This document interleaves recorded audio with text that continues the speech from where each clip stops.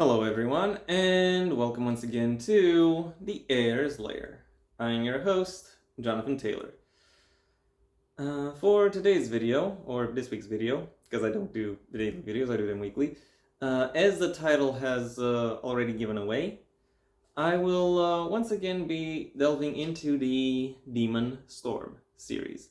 This time with a look at the eighth and final book of it, which I will now proceed to show you. Fate of the Storm.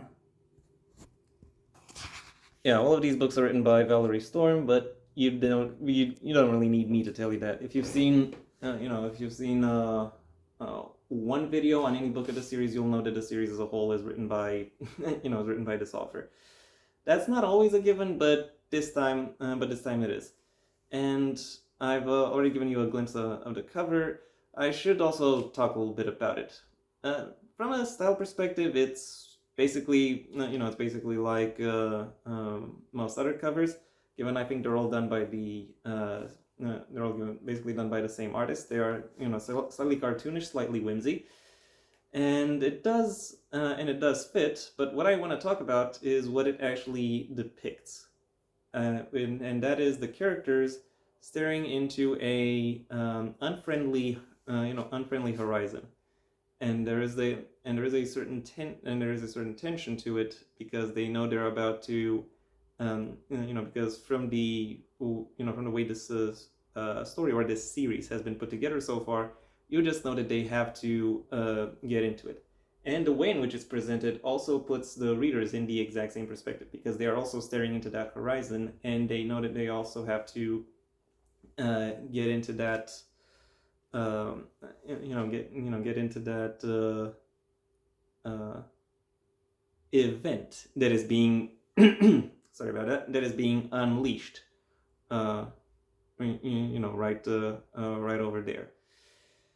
And I have to say that is a very effective way of presenting the last book in this the last book in this series, because for the vast majority of people, they will have gone through a sizable journey in order to in order to get to this book, and that makes this book the final hurdle, so to speak. It is the last point of interest, the last opportunity for this series to fully to fully come to life and to fully embed itself and make itself memorable to its audience.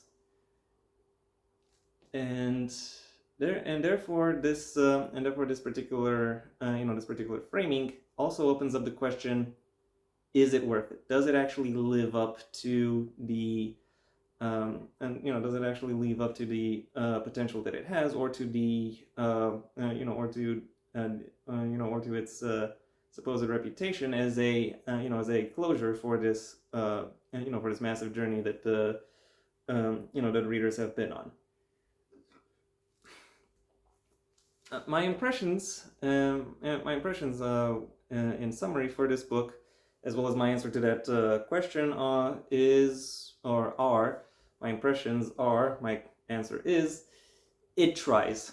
It it very much tries. There are plenty of references that this book taps into, various callbacks and allusions, arguably some in-jokes as well, and most of them do to some extent either contribute to the atmosphere or to the or to the plot itself, thereby tying in a lot of the events of the series so far, and making them meaningful to the to the story as it stands.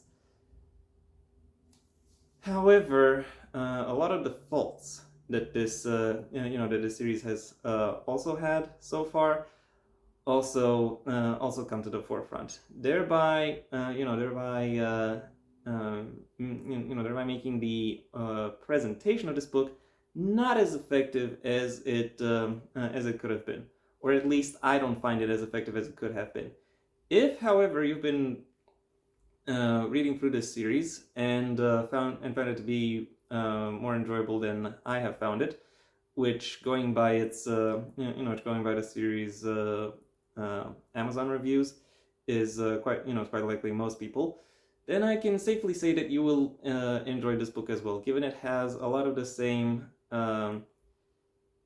aesthetic and stylistic elements and hooks that it plays around with. And now that I'm done with the broad overview, it's time I delved into some specifics. And I have to say most of those specifics will be plot related, because at this point in the series there isn't really much I can say about characterization or world building. All of that will have already been established in some capacity, up until now for most facets. And the plot of this book picks up a year after the ending of the previous book, with the leads now being married. It happens in the first chapter, so it's not too big of a spoiler. Unfortunately for them, however, their honeymoon is cut short once the looming threat of this entire series makes itself noticed. And it is this particular manifestation that prompts not just the main couple, Kari and Ari, but also their companion / third wheel, Ginny, to venture once again venture outside of their new hometown and come face to face with the final boss of this series. Unfortunately for the book, this sense of urgency that is described within its beginning starts to fade away almost as soon, or basically as soon as these lead characters leave their town, because I have to say the descriptions about the travel, life on the road, as well as what meals they're having and what their dining experiences are like, are still a sizable portion of this this particular book. I'm not sure if all potential meals can be described, or all potential dining experiences, but I can say that there is a sizable variety of them. They can be communal, they can be intimate. It doesn't matter. They're all in this book, and they are all just there to hog page time, basically. Now, don't get me wrong. I understand that food is has the potential to be an effective and and intriguing world building tool. However, Valerie has never really used this this potential world building tool. So, any potential justification in that direction would very much feel hollow, because it very much would be hollow. Moving on from that point, I will say that the book manages to pick up again once it starts to connect to the to the villain threat once more, depicting the various disasters and tragedies that result from the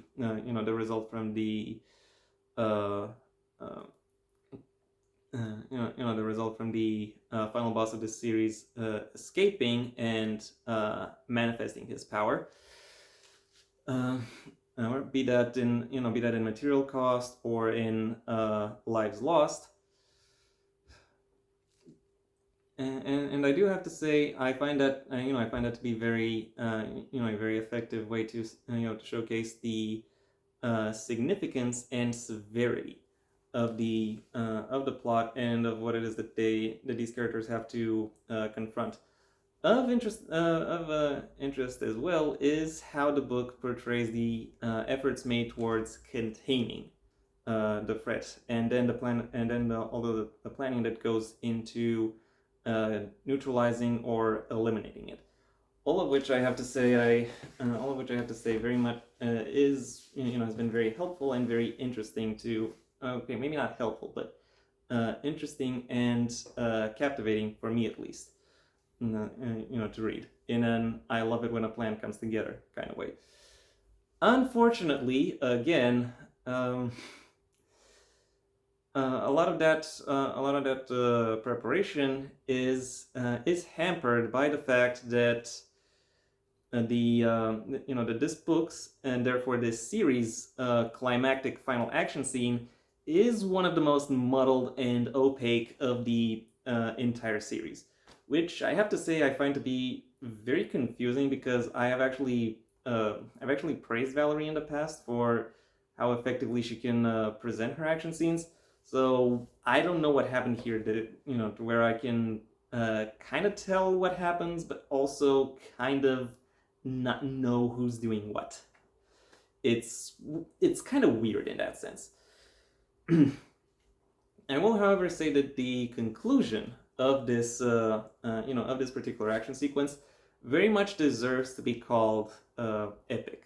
And then after this action scene is concluded, the last sixth of the book, more or less, is spent on the characters, going to various locations in order to get their own sense of closure. So,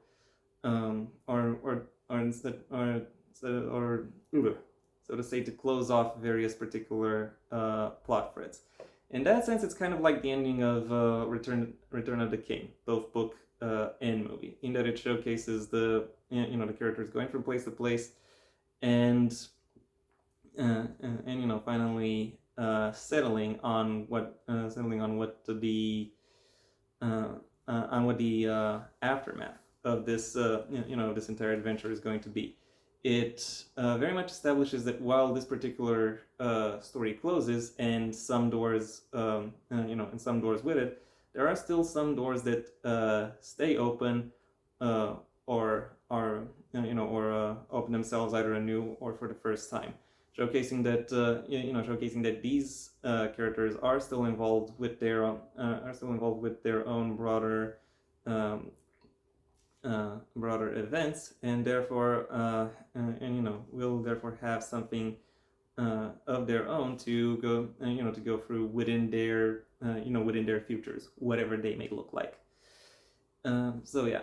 The events of this book are somewhat interesting to look through in isolation, and the way in which ways in which their consequences flow in and out of each other is quite interesting to observe. It is just a shame that not all of them are presented as effectively as would really benefit them. When it comes to world building, as I've already said, now that we're at the end of the series, there isn't really a lot that can be done. The most that I can really say about it is that it is effective in using callbacks and in reestablishing a lot of things and a lot of events that are that are put in place throughout the entirety of this of the series. And also, their callbacks are interesting. The ways in which they are discussed and implemented throughout this book is also interesting to observe. And I think it is done quite well, if a little bit simply. It is meant to be functional before it is meant to be anything else. And any additions to the world building fall under the same umbrella. They have to supplement what is already there, and help with the actual plot. Characterization is serviceable for the most part. There aren't really any new or significant developments, but I can safely say that most characters stick to their initial definitions, and therefore to the aspects of their personality that made them interesting to go through in the first place. There is, however, one strange exception to that, namely the fact that Ginny and Kari have started swiping at each other again for some reason, and also the fact that this book returns to a tradition that was started in its, or that it kept going within its first half of introducing a breakout character, so to speak. And that breakout character this time is Valia. She technically had her debut in the previous book of this series, but it is in this book that she manages to really showcase her personality and demeanor. And even though she has a relatively limited appearance throughout the course of this book, she still manages to fully take advantage of all of the page time that she is given, and make herself a very interesting, very noteworthy figure for for readers to read about. Overall, while a little bit sloppy within its execution, this book still manages to effectively and cathartically deliver a satisfying conclusion to the Demon Storm series. My final rating for Fate of the Storm is a 3 out of 5.